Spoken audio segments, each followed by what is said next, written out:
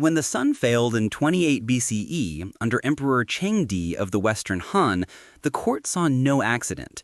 An edict of self-reproach was issued, and memorialists used the eclipse to target domestic policy. Empress Shu lost support. The Wang clan gained ground, a step that, decades later, would open the way for Wang Mong's usurpation. This was not an isolated case, but part of a state procedure. Record omens, propose remedies. In years of back-to-back calamities, a cumulative proof emerged. 3 to 5 signs became ammunition to unseat ministers or push through reforms. The logic survived from the mid-imperial to the late imperial period. Between 1800 and 1912, disasters still triggered relief policies and debates over legitimacy. Those who ignored heaven lost prestige. If this is making sense to you, subscribe now and comment what you think. That tells me to keep going, and it makes sure you get the next ones without missing them. Legend has it that Li Chunfeng and Yuan Tiangong, astronomers of the Tang Dynasty, 7th century, left 60 plates, each with a drawing plus a distich. They didn't give dates, they gave clues. Centuries later, whenever the empire wavered, the book would resurface as a compass. At the end of the Ming and the beginning of the Qing, 17th century, readers saw in the symbols of flags and beards a warning of the Han to Manchu change. In the 19th century, ships in flames on certain plates were reread in light of the Opium Wars and Millenarian uprisings. On the eve of 1911, popular pamphlets pointed in unison, Plate X speaks of the end of the throne. And when the Xin Hai Revolution broke out, the book became post-fact proof. Editors appended notes. Fulfilled. At the end of the Western Han, 1st century BCE to 1st century CE, scholars composed Chan Wei, Apocrypha grafted onto the I Ching, full of dynastic colors, red virtue, ciphers, and riddles. Wang Mong, the regent uncle, learned the choreography. He collected auspices, a white pheasant, clear rivers, changed era names, announced new coinage and standards of weight and measure, and let the Apocrypha say what no one else dared: the mandate has changed hands. In 9 CE, he proclaimed the Xin dynasty, prophecy as a title deed. What almost no one realized, the very machine that lifted him up began to collect its due. When the Yellow River burst its dikes and famine struck, court memorialists read the bundle of disasters as a revocation of the mandate. Rebellions like the Red Eyebrows grew. The words of heaven became ammunition against Wang Mong, killed in 23 CE. One small detail that changed a great deal. To change a name was to reprogram laws, taxes, and calendars, dragging everyone's life along with it. If texts could raise and topple an empire, wait for the strategist who tried to extend his own life with 7 lamps. Zhuge Liang is up next. At the Wuzhong encampment, 3rd century Three Kingdoms era, Zhuge Liang, the brains of the Shu state, realized the campaign had stalled. Legend says he set up the 7 stars ritual, 7 lamps aligned like the Big Dipper to hold his life for one more cycle. What almost no one knows, the story goes that a guard stumbled, snuffed out a lamp, and the calculation came to an end. Zhuge Liang died, 234 CE. In parallel, later traditions attribute to him a prediction that Shu's strength would be short-lived. Indeed, it fell in 263 CE. One small detail that changed a great deal. Even as legend, the narrative worked like a rule of prudence. Later generals cited Kongmeng to justify retreats and careful administration. If a strategist becomes a prophet for a realm, wait for the counselor many call the Chinese Nostradamus.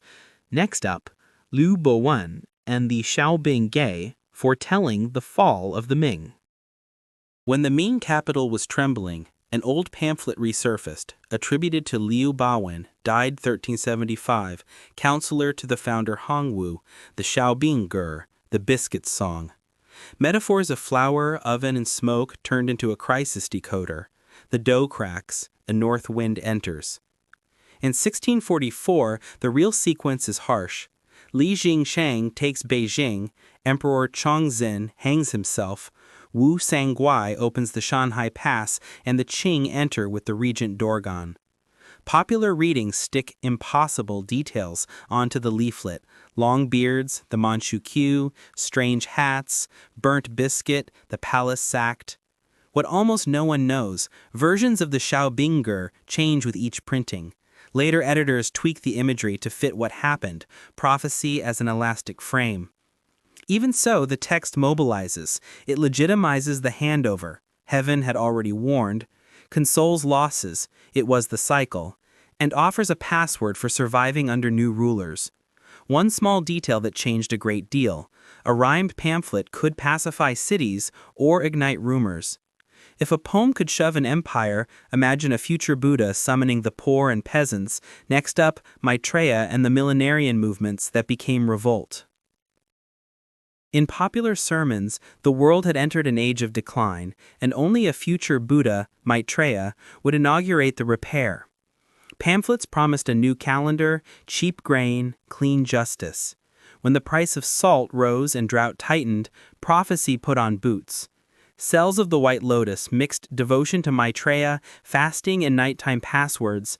The spark helped topple the Mongols and clear the way for the Ming. Under the Qing, another White Lotus wave exploded across the Hubei, Sichuan, Shanxi interior. Believers swore by signs, carried talismans reading Maitreya descends, set up improvised communes, and faced down the tax collectors. Prophecy came with a mobilization plan, promises of wages and heaven on earth.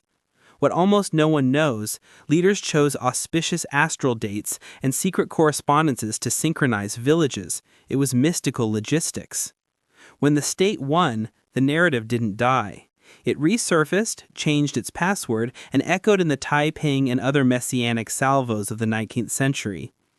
If the people dream of a future Buddha, the palace dreams too, and sometimes literally. Next up, Qianlong's dream and the split dragon. In a winter of the 18th century, Qianlong woke, saying he had seen a dragon split in two. Palace scribes entered the dream into the routine of the court diaries. Ministers offered gentle readings. Half heaven, half earth, governing is balancing. A century turns, and the page burns in the hand. Opium wars, unequal treaties, open ports, the Taiping ripping through the south. The metaphor comes back with teeth. The dragon has divided. Throne versus provinces, court versus foreign consuls, the map carved into spheres of influence. Late pamphlets and regional chroniclers reissue the dream as a retroactive omen of Qing decline. Heaven had warned. What almost no one knows, this kind of dream became a political rehearsal. It allowed ministers to speak the unsayable, loss of control, without directly affronting the throne. If at the top the warning comes as a dream, in the street it comes as folded paper.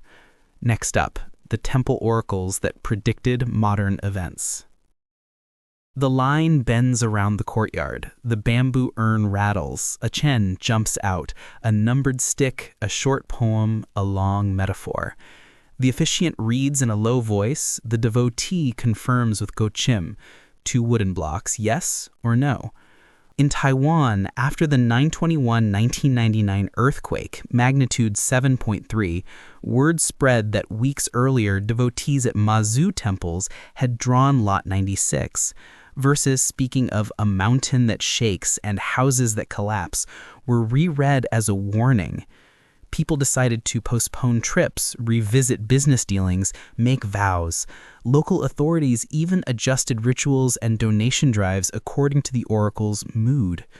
One small detail that changed a great deal: a light little stick could redistribute fear and stitch neighborhoods together. Faith turning into community risk management.